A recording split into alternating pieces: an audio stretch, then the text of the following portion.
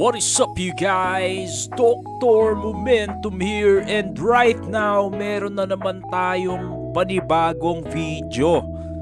At sa video na to, as you can see, medyo hindi lang tayo nasa blackboard o whiteboard ngayon, ano? So actually nagtitrade tayo dito. And ang tinitrade natin ay Dow Jones Industrial Index at saka yung Nasdaq. So yung US Tech 100. Yan. Okay, so actually hindi ko pa pinuput on yung US Tech 100 dito. Pero anyways, ang pag-uusapan lang natin, ano-ano ba yung kailangan mo para maging profitable trader ka? Okay, ano ba yung 3 pillars of trading na kailangan mo para kumita ka sa trading? Alam naman natin na hindi ganun kadaling kumita sa trading because trading is a zero-sum game. Ano ibig sabihin ng zero-sum game? Ibig sabihin, in order for you to gain money, someone has to lose money. Okay, so medyo brutal pakinggan pero that's how it is. Okay, so kunyari, kikita ko, in order for me to gain or have an income or profit, kailangan may matalo in my behalf or in their behalf. Okay, so ganun siya. Trading is a zero-sum game. So ano nga ba yung tatlong kailangan mo para kumita ka dito sa trading? By the way, maraming salamat sa lahat ng sumusuporta. Shout out muna tayo sa mga tropa natin, ano? So yan, nandyan na yung mga comment nyo. Video editor, pakilagay yung mga comment nila dyan.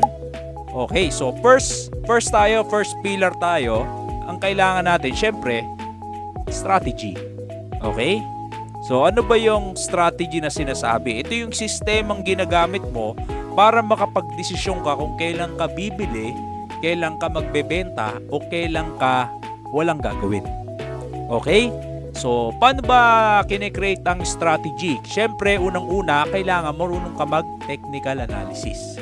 Okay, yan yung tinuturo natin. Dapat alam mo yung support, dapat alam mo yung basic resistance, dapat alam mo kung saan pupunta yung presyo, yung Fibonacci ratio, dapat may indicator kang gamit. So, technical analysis number 1 sa pagbibuild ng strategy.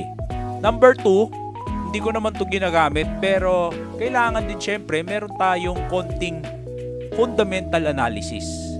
Okay, lalo na kapag nagtitrade ka ng mga news-driven tulad ng crypto, tulad ng stocks. Pero in this case, index yung dinitrade natin, hindi naman tayo heavy sa fundamental analysis.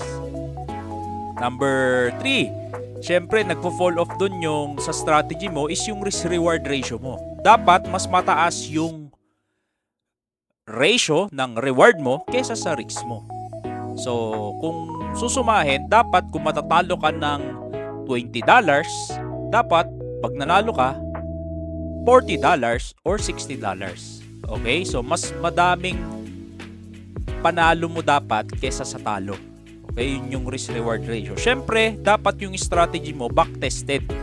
Ano ibig sabihin ng back-tested, Doc? Dapat yung strategy na ginagamit mo, subok na. Okay? Ibig sabihin, based on historical chart, meron kang edge. Okay? So, yung edge, ibig sabihin nun, mas lamang yung panalo o mas lamang yung profit kesa sa talo. Okay? So, sa trading, never ka makakuha ng 100% strategy. Okay? So, dito, the best loser wins. Pero, pag natatalo ka, dapat maliit lang. Pero pag nanalo ka, dun bumabawi. Parang negosyo lang. Okay? So as you can see, up na tayo ng $17, $18 dyan. And ang take profit natin is 34. So number 2, second pillar is risk management. So ano ba yung risk management? Ito yung nagsisigurong kahit mali yung trade mo, hindi ka basta-basta mawa-wipe out. Okay? So yun lagi kong sinasabi sa inyo, whenever you are wrong in a trade, dapat konti lang yung kurot sa capital mo.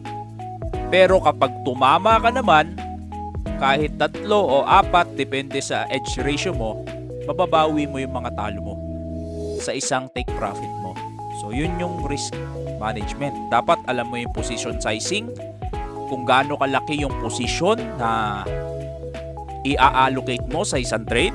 Dapat alam mo yung stop loss level mo, yung take profit level mo. Hindi ka dapat nanguhula dyan.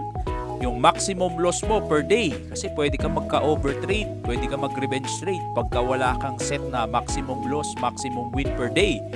Tapos, kung ilan yung coins na iti-trade mo lang. Halimbawa, okay, 2 trade lang ako ngayon. Tapos na ako. So yun, dapat you stick to your rule. Okay? And lastly, syempre, but not the least, yung mindset natin. So, mayroong kasabihan, emotions will make or break you. Totoo po yan sa trading. Ito yung madalas nakakalimutan ng mga newbies kasi nakapokus sila sa technical analysis. Pero mahalaga na yung mindset natin aligned dun sa sistemang ginagamit natin. So as you can see, $12 negative tayo pero sa isang position naman natin up tayo ng $30. So okay lang yan. Actually $25. So napakahalaga ng mindset. Balik tayo. So dapat pag nag-trade tayo, hindi tayo takot matalo. Dapat pag nag-trade tayo, aware tayo sa mga possible risk involved. Kasi yung risk na involved sa atin, educated naman. Okay? Yung risk na involved sa atin is managed naman. So, kailangan ng risk management and also emotional management.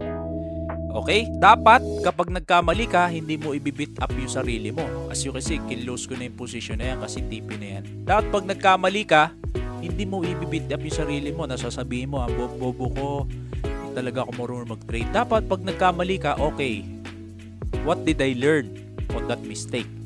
Every time you will have a mistake, merong learnings yan. So dapat ang mindset natin, harapin natin yung pagkakamali natin. Parang si Kobe Bryant pag natalo, hinaharap yung pagkakamali. Hindi siya basta-basta, merong study nung namatay siya. Si Kobe Bryant, every time na natatalo siya, pinapanood niya yung replay nung laban nila. So yung iba, pag natalo, move on na. Pero si Kobe Bryant, hinaharap niya yung ano ba yung mga pagkakamali niya sa game na to. Para next time, hindi niya maulit. So ganun dapat yung gusto kong maging mindset natin. Okay? Para magkaroon tayo ng resilient mindset at right mindset sa trading. Every time na nagkakamali kayo, learnings yan guys. Okay? As much as we like winning, we love losing too kasi marami tayong nakukuha dyan. Okay? Sa lastly, magtiwala ka sa proseso.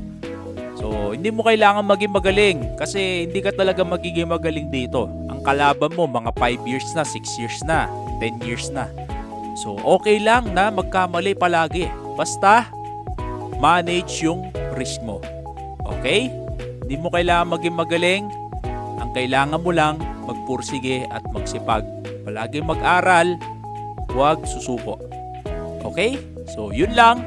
Sana meron kayo natutunan. That's 3 pillars: psychology, risk management, and of course, a working strategy or edge. Dr. Momentum out.